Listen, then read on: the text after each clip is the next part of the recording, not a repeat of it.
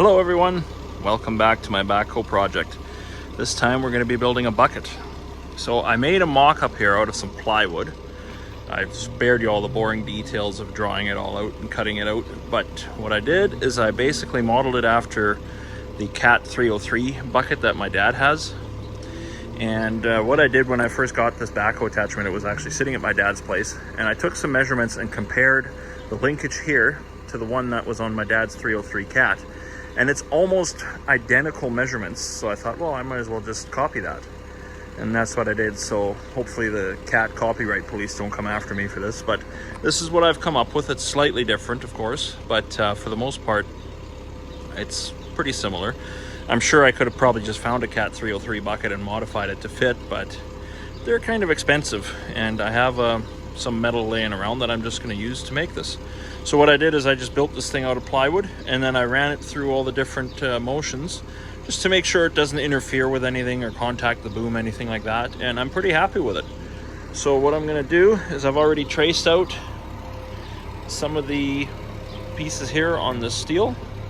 I'm going to cut that out. I got a piece of Hardox here that I was going to use for a different project that it never ended up happening, so this is going to turn into the cutting edge. It's 3/4 inch thick. I was going to just use 1/2 inch, but I had this laying around, so might as well use it. And I've got a bunch of other stuff that I'm going to make into the ears and whatnot. So I'm going to cut this out and get started. But just so you guys can see kind of how this works. There it is at full open. And then come around. And fully closed. So yeah, I guess it could come up a little bit tighter, and the original Bobcat 909 buckets, they actually had a second pinhole right about here as well to give it a little bit extra range. But if you do put the stick all the way out, which I'll do here, the boom is already all the way up. So there's full height there. And I mean, yeah, some material's probably going to spill out, but I think most of it will stay in. So I think I'm just going to go with its design. If I don't like it, I can always modify it or build another one. Anyway, I'm going to get busy cutting pieces out, and then we'll start tacking everything together. So stay tuned. All right, so I got the side cheeks cut out and just kind of mocked up on the cutting edge. I've also gone ahead and welded the shanks to the cutting edge already. Pretty straightforward there. Just heat it up, weld it on, and away you go. I've got the strip that's going to form the back of the bucket here. I've got it out at the local machine shop. They're going to bend it for me because I don't have a good way of bending it, and they have a roller or something like that that they bend it with, and it takes them no time to do versus me. I'd be chaining and messing with it. So once that's back, I'm going to weld the back of it in and weld it all together. I'll probably put you guys on time lapse so you can see that. I didn't film any of this because it was just cutting and welding, which there's lots of other channels out there who show how to do that. But yeah, we'll carry on here momentarily.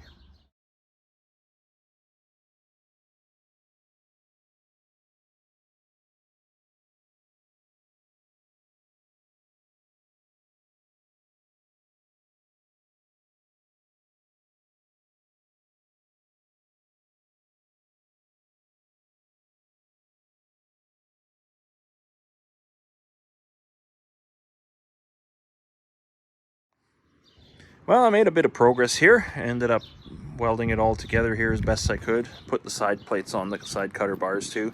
Sorry I didn't film that, but I just got into the mood there, into the groove, and just kept working.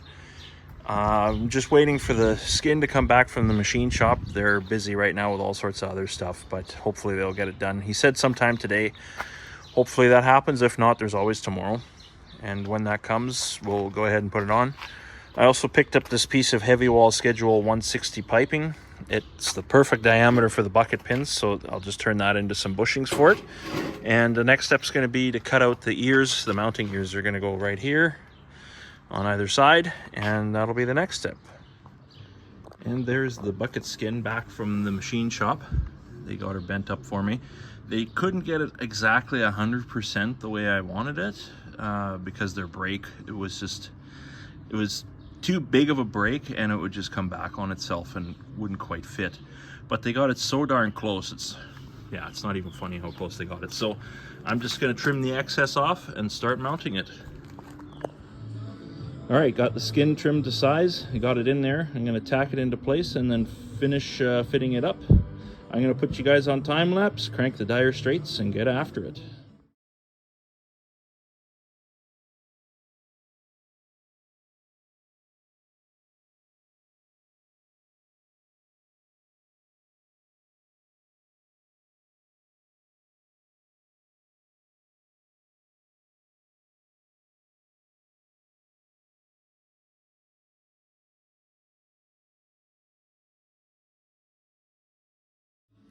We interrupt this program to repair our welder.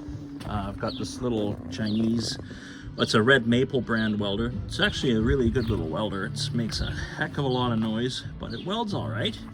But I just broke the starter cord on it. And when I went to start it just now, I didn't quite pull it hard enough and the decompression didn't quite work right. And she started running backwards. But anyway, I'm gonna fix this and then we'll get back to welding. There we go, it's fixed. That didn't really take anything to do. What happened was when it started running backwards, the pawls in here didn't release because they're designed to release when it goes one way. But of course, now that it was going the other way, it didn't release and it just ripped the handle right off the starter. So anyway, she's back together. Let's see if it starts here. And you guys can see just how nice and quiet it is.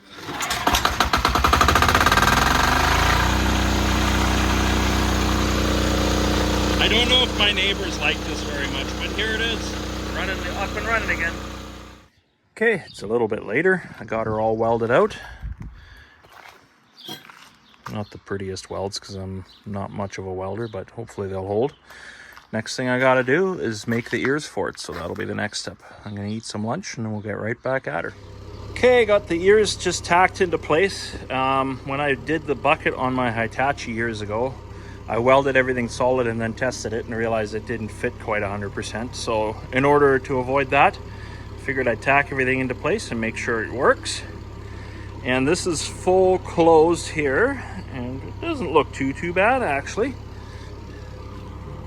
Just look at this side, everything looks like it fits. Let's open it all the way up here.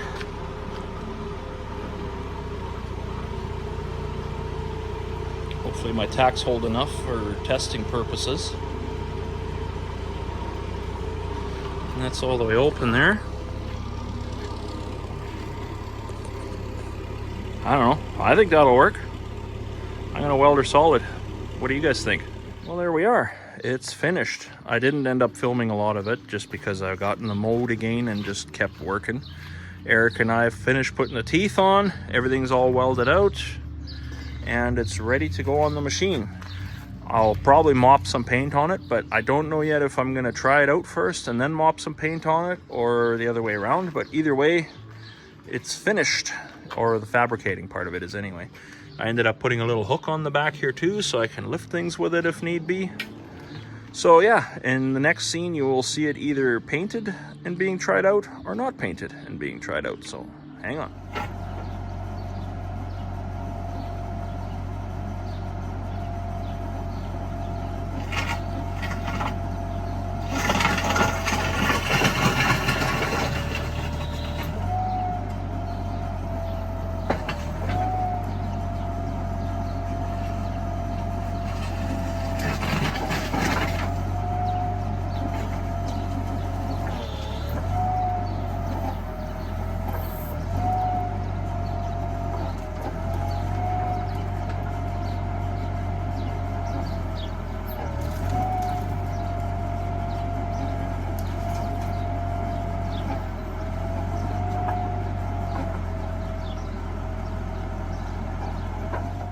And I went ahead and painted the bucket. I didn't put too much effort into making it absolutely beautiful because it's just going to be in the dirt here soon anyway and digging away. But yeah, it looks not too bad, I think. There's a couple other little things I got to do to this thing yet before it's 100% ready to go, but I can use it as is now. One of the things I want to do is swap out all these grease fittings here for new ones because they just got painted over by the painters, and I do have a bunch of new ones. I just have to find them. And there's another one up there. But yeah, other than that, oh, and of course the seat that needs to be installed. I have to go and get one. But other than that, she's coming along. I did decide to put these old feet back on for the time being because I just don't have that much time right now to build others, and these will work just fine, so I'm just going to use them for now. But yeah, let's go try it out.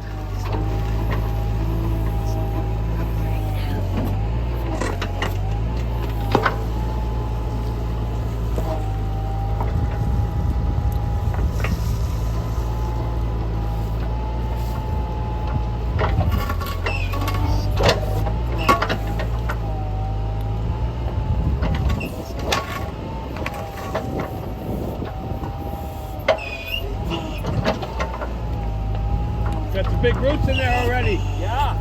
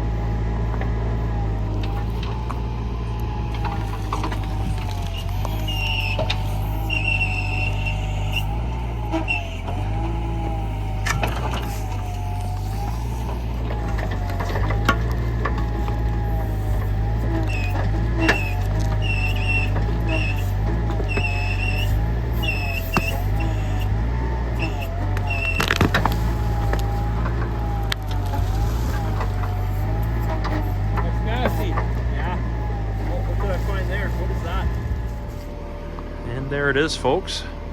We ended up digging out a decent sized stump with it. Bucket held up great. You can see the paint starting to come off of it. And I put a new seat on there as well. So yeah, I'm happy to report that everything worked great here. Got a bit of a crater. This took about an hour maybe to dig out this big stump. It's got to be at least 2 feet this way and 3 feet that way. But yeah, so that concludes this series of my rebuilding of the backhoe attachment. I hope you guys enjoyed it. Thanks for watching, and hopefully soon I'll be back on my D2. All right, take care, guys.